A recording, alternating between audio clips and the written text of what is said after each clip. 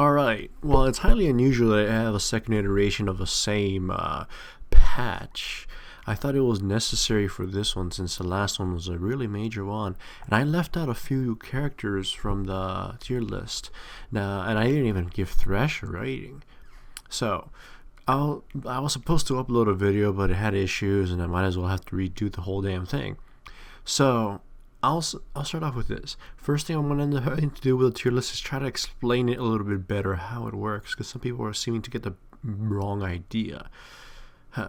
For starters, tier 1 and tier 2, I kind of try to tell people that tier 2 is still really amazing good junglers, but some people weren't buying that. I try to keep tier 1 sort of to have the unique characters up there. I mean, not the unique characters, the best of the type of character sort of deal. Like in this iteration, V is moving up to tier 1 and replacing Skarner. Because if you look at it, they're kind of the same champion. Well, they work kind of the same way.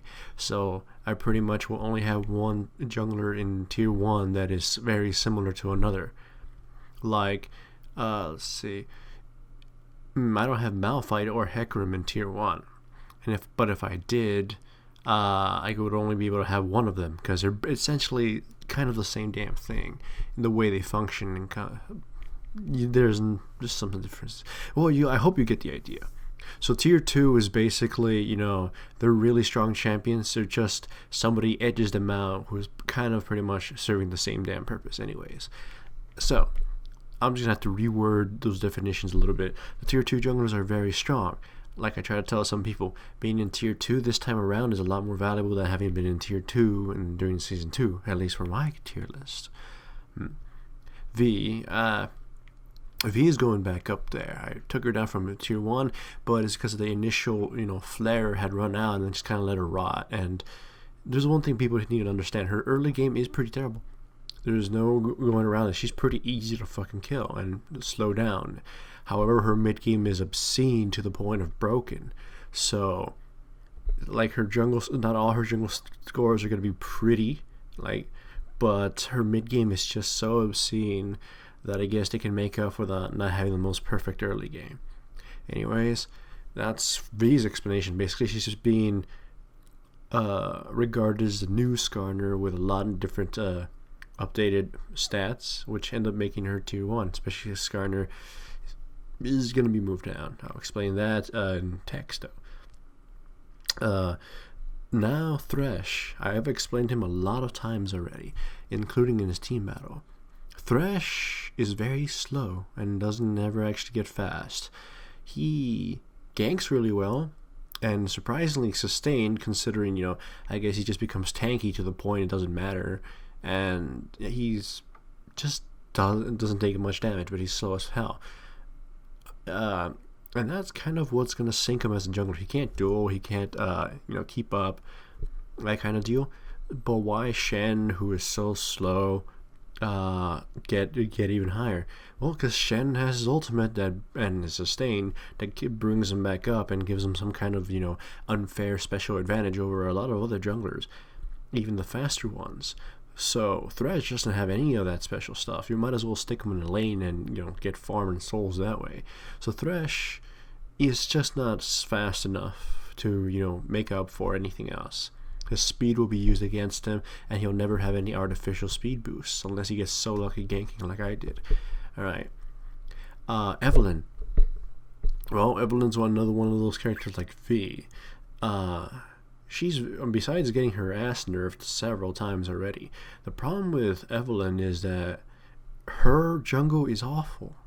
But it is very strong if her hand is held and if she gets all these other little amplifiers, to the point where I can't actually rate her properly because if I give her okay, fine, the difference between her just doing it by herself and her getting a help from something else is dramatic.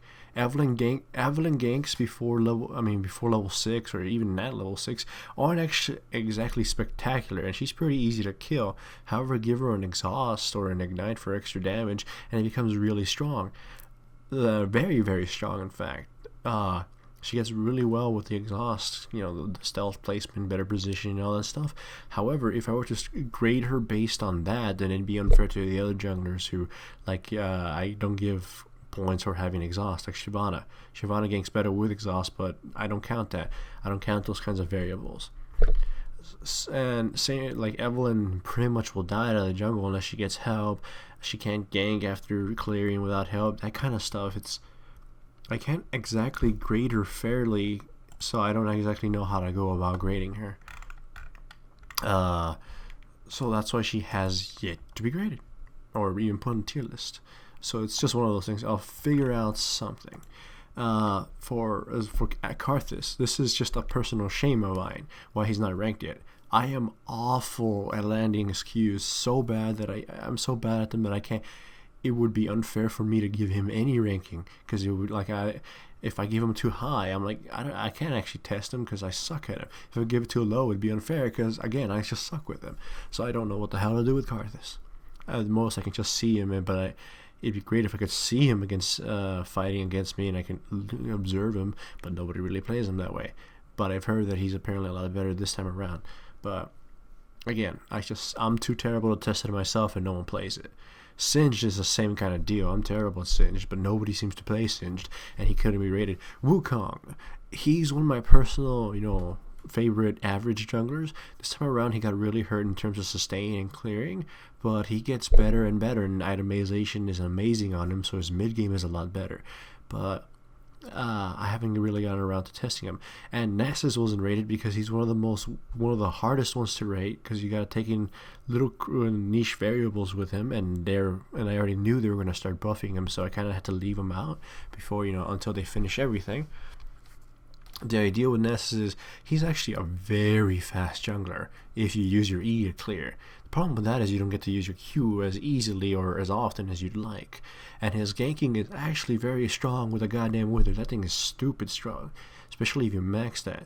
But maxing Wither before other abilities tends to, of course, affect up a lot of things for Nasus. So, if you become a fast clearing and ganking jungler, a fed Nasus without Q farm isn't actually strong. You need that Q farm. And if you're trying to farm your Q, thanks to the cooldown and restrictions on it, you actually slow your ass down considerably. His passive keeps him sustained well enough, but like I'm trying to say, it's just very weird in terms of balancing him out. Yeah, so it's hard to grade him. Do I grade him based on how fast he clears, how amazing his E is for destroying the jungle, or how well he can farm his Q? Because they kind of end up playing different ways there. So I'll figure out something with him later. Blitzcrank, I just held off of him because he's being destroyed by nerfs. Yorick, he's weird because he can't really do anything. I mean, he's pretty just average, but I think it depends. I think I need to consider him a bit like Eve, where if he gets help from his team and he does things with his team, he's actually pretty damn strong, because it comes to the point where no one can duel him because he just kind of forces them away, and he's very powerful with blue buff to the point where it's obscene. But this is one of those variable things. Fizz, I just want to play him more because I haven't really played him a lot, and then I just finally started forcing him on the team, and he's actually very fun. Alistair, same thing. I assume you have this to see that he's going to start getting some buffs. And I don't want to grade him too early right now. I haven't actually played Alistair, that too, because he got really fucking nerfed, and it's kind of sad. Alright, strolling up to the other people I was supposed to talk about. Rammus. Rammus is somebody who's also giving me... I'm kind of questioning stuff right here. Rammus is he's kind of good for solo queue right now, however, because he can just bypass wards and stuff. However, he still has all those weaknesses of it getting destroyed, and items not exactly being the best thing for him because he can't farm the damn things. So, oh yeah, and health is kind of crap. I mean, not health crap, stacking and crap. It's kind of crappy that everybody's getting health, so it kind of makes his W less cool. So yeah, Rammus is solo queue material. It still is, and I used him a bit of times. Hecarim. Now, Hecarim is an important character to talk about because I got a lot of hate mail for some reason because, oh my god, why you give Hecarim a lower tier than what he has? Well, Hecarim is apparently making waves in solo queue and high elo, but not exactly low elo. I mean, sure, I would consider higher elo more important, of course, and I am. I'm not considering low elo or anything, but I think solo queue, characters like Rammus and Hecarim get ahead because they get to take advantage of people's carelessness, and they get to snowball off of that, and they're pretty good at snowballing. Hecarim more so, and Hecarim really needs to snowball.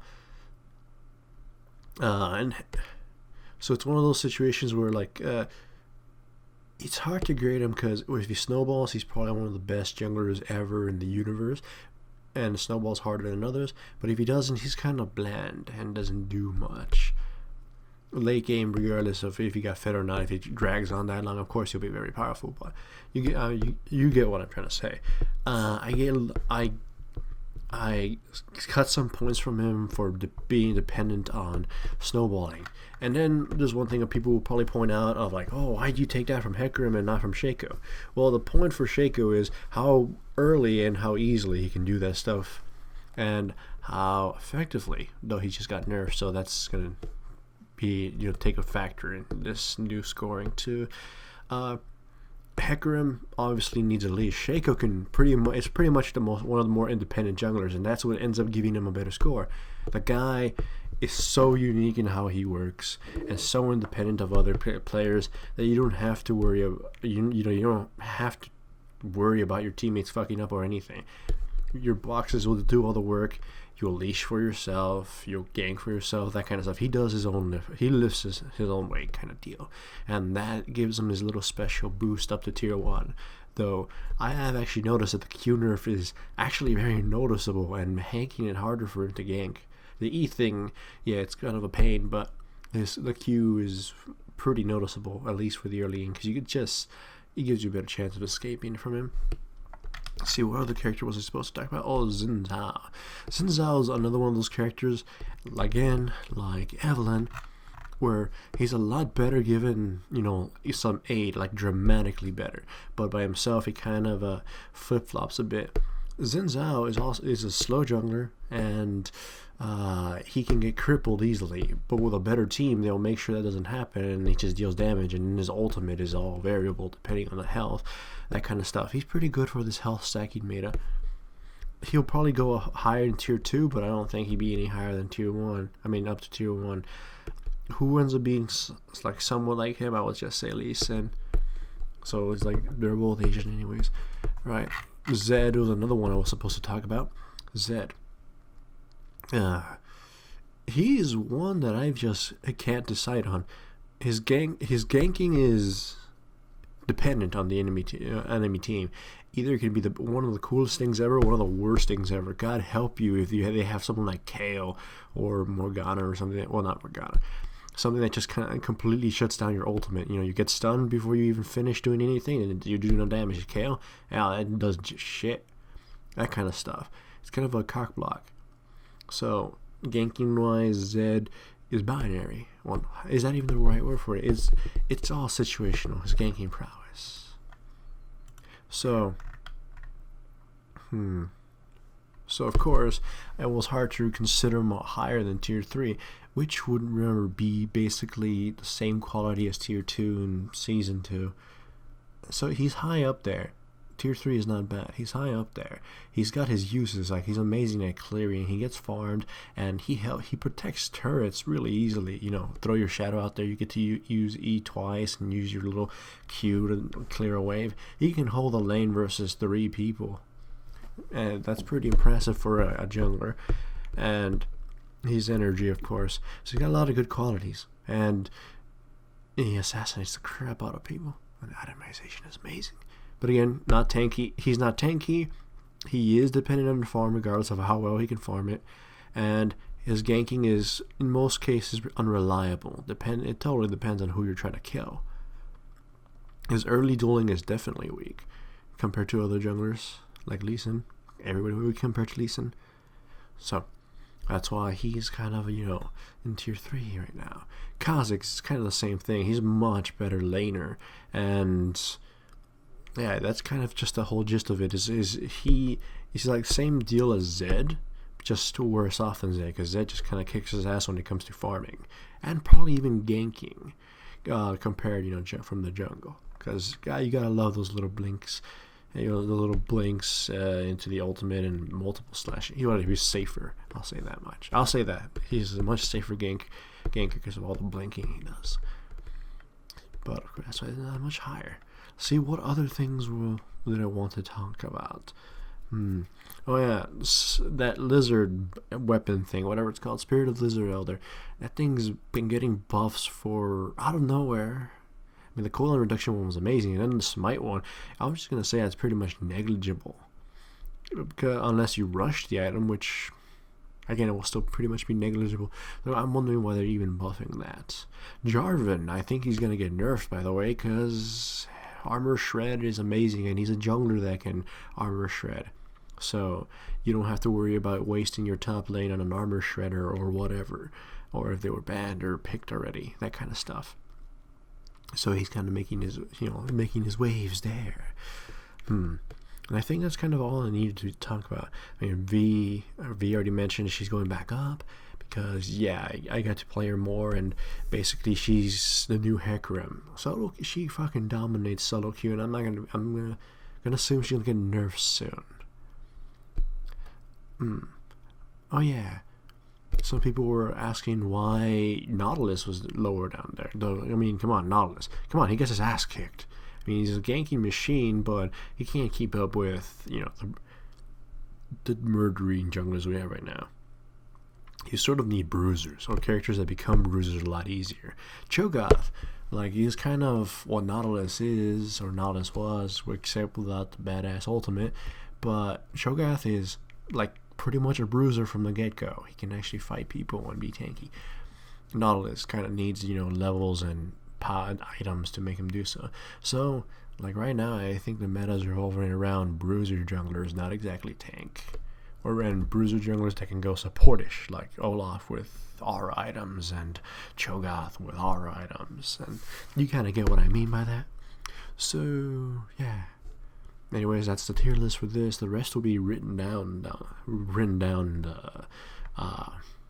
That's your list. God damn, this is all ad lib. I don't have a script again. Kind of a lot more fun this way too.